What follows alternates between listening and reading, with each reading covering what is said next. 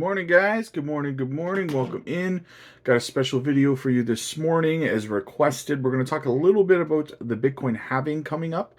Instead of covering the morning news, we'll get to the news later today. So first, quick look at the markets. Also, not a financial advisor, not financial advice. Make sure you guys are doing your research out there, okay? Also, check out the link down below for LBank, the channel sponsor. Do your spot trading, your leverage trading, your copy trading, and yeah, pick up your Bitcoin, your Ethereum, your XRP, whatever it be, Quant, Caspa, Jasmy. You can pick that up over there as well. Check the link down below. And no KYC required. Also, if you're interested in our weekly content on the member side for micro cap, low cap gems, stuff like that, you get exclusive content over on that side. And you also get access to me one-on-ones. I can go over your portfolios, things like that. We can talk about what your plan is. We can look at projects, whatever it is that you are interested in. Let me know. That's over on the member side, so check that out. Only $4.99 a month. And let's get into the market here. XDC's got no chill today, guys. It's up another 7.2%. HBAR's pumping. HBAR and Algo both up 2% as well. BTC holding. Oh, we fell back. Never mind. We fell back under 26,000, 25.9. Hopefully it's not going to be resistance again. What else? Near Protocol pumping 2%. Taraxi is down almost 10%. SEI is down 2%. Jasmy's pumping 2%. So, guys, for my DCAs this morning, I'm going to have to go with Taraxa, SEI Network, and Quant. Those are going to have to be my 3 DCAs this morning. Those are my picks. So anyways, guys, let's get into the Bitcoin halving. So to kind of know what to expect going into the Bitcoin halving, you kind of have to understand at least basics about what the Bitcoin halving is. So as it is right now, there is about 900 Bitcoin a day that gets mined, and it gets halved every 4 years, as you might have heard, right? So going into April, the Bitcoin halving will be cutting it in half, so we'll be getting about 450 Bitcoin a day. Now, what that does to supply and demand, right, is that in order for the price for Bitcoin to go up, we need more people buying. We need people buying more than 900 Bitcoin a day that's being put into the market, right? Now, that becomes very, very much easier, very, very much easier. Anyway, nice grammar. When the supply gets cut to 450 Bitcoin per day, right? Because the demand is staying the same, but the supply is being cut in half. So we have a supply shock going on, right? So that is what initiates the price beginning to go up, right? Now you couple that with the media as we lead towards a halving event. You start getting the media picking it up, right? It starts talking about it's only a week away, it's only 10 days away, it's only 4 days away. Bitcoin halving's tomorrow, right? So you have this advertising, if you will, to the general population for the Bitcoin halving coming up. And it starts to create FOMO, right?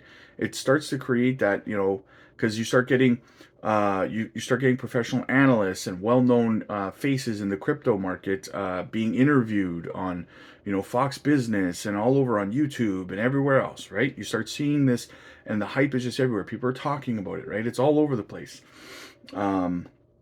And so what ends up happening with that is more of a buy the rumor, sell the news kind of event, right? And we're going to get into that in a moment, but so we'll come back to that. So the thing is with Bitcoin, so we have a fixed supply, as most of you know, some of you might not know, we have a fixed supply, right? So basically, Bitcoin is basically code written into software, right? And the software executes its programming based on its programming. It executes.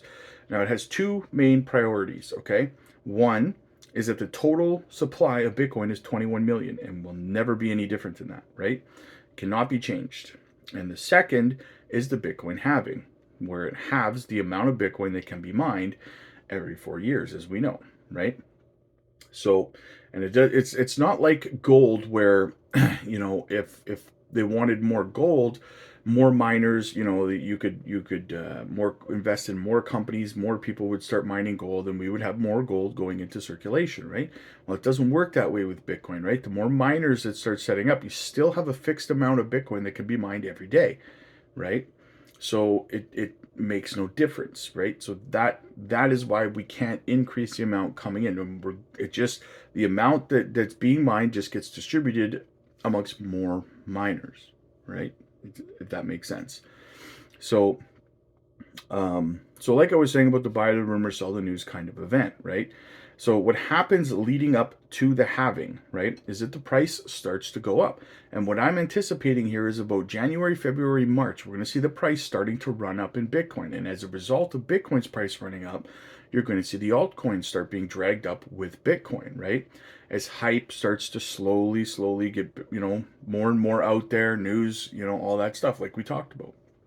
So, and then what we kind of have is afterwards is a little bit of a pullback at the halving, right? Not a massive one, but we do have a little bit of one generally. And then we kind of go sideways for a while, right?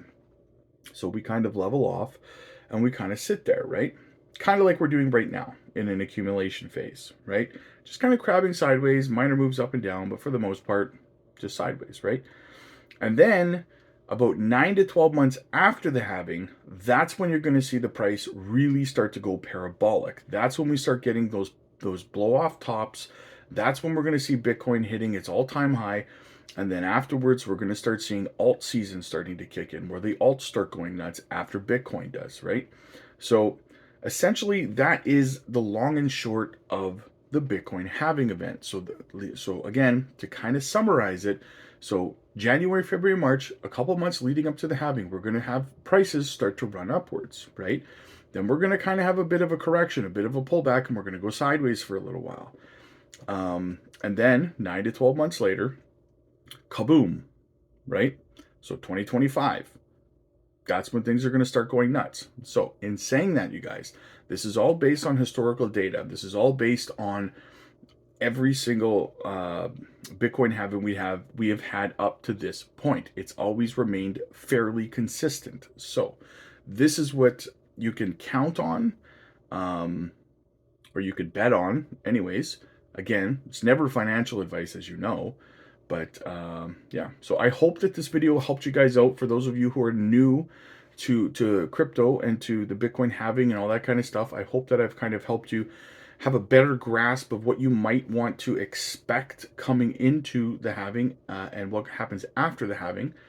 So yeah, let me know down below if hopefully it helped you guys out. Make sure you smash the like and definitely smash that subscribe button. And I will see you guys in the next one. Thanks.